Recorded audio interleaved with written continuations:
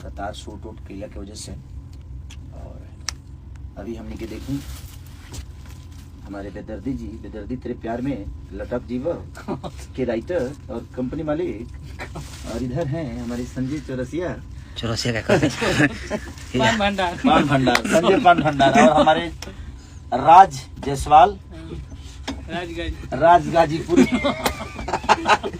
तो गाना बजा रे।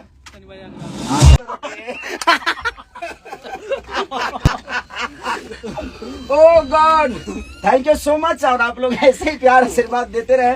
आज पहला होली है और एक से काल प्रस्तुति हमारे कृष्णा बेदर्दी के कलम से, अखिलेश बाबा के कलम से, पवन बाबा के कलम से, अभिषेक भोजपुरिया के कलम से, बहुत सारे ऐसे लोग हैं हमारे आर्या शर्मा जी के स्टूडियो से, उनके संगीत से, इनके संगीत से आ रहल बा एक से काल बम बारूद। क्योंकि आप लोगों को प्यार और आशीर्वाद के लिए, और सरस्वती पूजा में एकदम सरस्वती पूजा स्पेशल एगो माल फेंक रहल बनी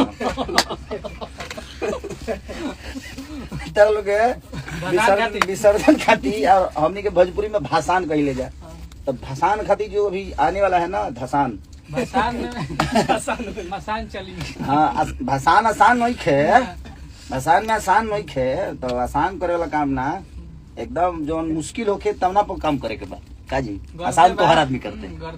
हाँ, दर्दे में गर्दे करे के बाद, ठीक बा। रील पे गाना आगे तुरंत जाके गाना आगे फटाफट बनाओ लो, फटाफट केहू कुछ कहता